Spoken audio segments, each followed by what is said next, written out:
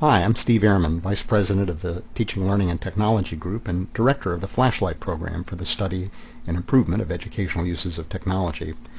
I'm going to guide you through a short workshop. You'll learn about a succinct summary of decades of educational research that was created back in 1986 by Art Chickering and Zelda Gampson. And we'll use that summary as a guide to find powerful, low-risk teaching ideas that you can use to take advantage of today's high-tech classrooms in order to improve learning. This workshop should only take 15-20 minutes to complete, perhaps a little longer if you've got a big group. The TLT Group is a not-for-profit. We're about 10 years old, and we've been able to survive and do our work because of the financial support of several hundred subscribing institutions. We'd appreciate it if this material was only used by subscribing institutions. So if your institution isn't yet a subscriber, please do subscribe. You'll find not only this workshop, but a range of other materials, tools, and services that will help with faculty development, evaluation, institutional planning, and the like. Here's the question where we begin. What does educational research tell us about how to use high-tech classrooms to improve student learning? That seems like a pretty difficult question. After all, high-tech is a term that changes its definition almost every year, yet educational research takes years to do and even more years to pile up lots of studies to try to get some generalizations from.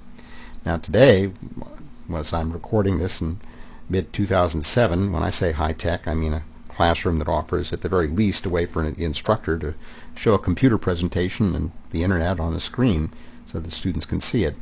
Usually I'll assume such classrooms also have a variety of other facilities, wireless for student laptops, document cameras to make small things look big, perhaps the ability to show several images at once, maybe the ability for students to put materials from their laptops on a larger screen so that a group can see them in their whole class, maybe other tools for students to do collaborative work, and so on. The question is a little easier to answer if we divide it into two questions. First, what do research and practical experience tell us about the kinds of teaching and learning activities that are most likely to lead to great results? Wiser students, more capable students, better retention, and so on. We'll call any of these that you're interested in learning outcomes. So what kinds of teaching and learning activities tend to lead to great learning outcomes? And second, what do research and practical experience tell us about how to take advantage of technology, tools like high-tech classrooms, in order to make those particular activities easier to do and richer?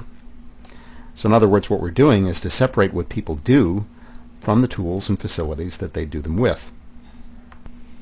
Let's begin with question one. What kinds of teaching and learning activities make learning more effective? Well, over 20 years ago, Art Chickering and Zelda Gampson wrote a very short, very influential article summarizing decades of prior research on just that.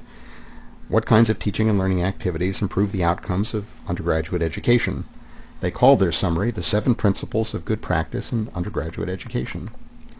Now notice as you look at the list on the slide that Chickering and Gampson didn't mention facilities or technologies. Remember, we've separated question 1 about activities from question 2 about facilities. And in fact, their principles seem to apply no matter who's being taught or where or with what. On the average, if you increase these activities somewhat or improve them somewhat, the learning will improve too. Not every time, all the time, but on the average, improve these activities a little, learning outcomes improve a little. A few years after Chickering and Gampson did their work, I was working on an informal inquiry in what seemed an entirely different area. As we've said, the impact of technology on learning is indirect.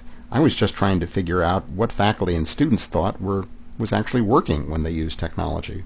At that time, I'd been a program officer for a long time with funding programs that accepted proposals in this area, so between the proposals that we reviewed, the projects that we funded, the campuses and conferences that we visited, I had the opportunity to talk with hundreds of faculty members, and I was asking them what their experience was telling them. It seemed after a while that it was leading to some patterns, that there were certain activities that it was particularly easy and productive to use technology for, and easy and productive enough that not only were pioneers using them, but these kinds of patterns of teaching and learning were spreading to other faculty members too. You can see that coincidentally my list also had 7 items. It is a coincidence. I didn't know really about Chickering and Gampson's work at that time. But I think the fact that my list resembled their list closely is not a coincidence at all. In other words, what faculty's experience was telling them was pretty much what educational research had been telling Chickering and Gampson just a few years earlier. Back in those days, I was really almost entirely interested in evaluation, and in 1992 I started work on the flashlight program. We'd been asked to help an institution detect whether its investments in computing were paying off in better learning outcomes. Graduates, for example, who were more capable, dropout rates that were lower, and so on. What, if anything, did their investments in technology infrastructure have to do with changes in such outcomes? It's a difficult problem. How can you measure whether learning outcomes across an entire college, or system of colleges in this case, are changing? Well, in late 1992, we realized that the 7 principles suggested a wonderful way to frame this kind of inquiry, because the ways that faculty were using technology matched up very well with the activities that 6 years earlier Chickering and Gamson had argued were great ways to improve learning outcomes. In other words, if we could measure whether faculty and students had more contact, whether students were spending more time studying, and so on, and if we could estimate that through what faculty and students told us that these activities were on the increase because technology was making them easier, we not only know that technology was making the activity easier, but we could also infer that learning outcomes were probably improving too, because, as Chickering and Gamson said, if you increase these activities, improve these activities, then outcomes improve too. So that got me pretty interested in the 7 principles, not only for the purposes of evaluation, and if you use our survey tool, Flashlight Online, you can see in our item bank of hundreds of questions that quite a lot of them have to do with uses of technology for these purposes, but also for purposes of faculty development. I'm just thinking generally about how can you use today's technology, whenever today is, to improve learning outcomes. That brings us to today, and you and your courses. So think about a course you're teaching now, or one you'll teach next term. Pick just one of these 7 principles that seems most important to you to improve, something you're interested in. Pause this video while you write it down. If you've got any questions about the 7 principles, this would be a good time to raise them too. Once you're ready, start the video again. Okay? Go to the URL on this slide. Scroll down to the 7 Principles library of TLT ideas and explore those ideas for the ones you can find for implementing your principle. Pick an idea that would be easy and inexpensive and low risk for you to try. Something that could really help your students learn better, perhaps. Or after you've scanned the ideas we've collected from around the world, maybe you've got a better idea of your own. That's fine. Once everyone's got an idea, start the video again. Okay.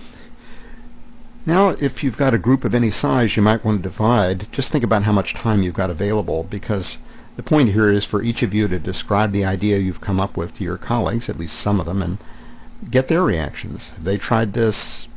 If so, what did they learn? What was awkward? What was unexpectedly rewarding? How did they alter or try it differently the second time they tried it? Perhaps they see alternative ways of doing this.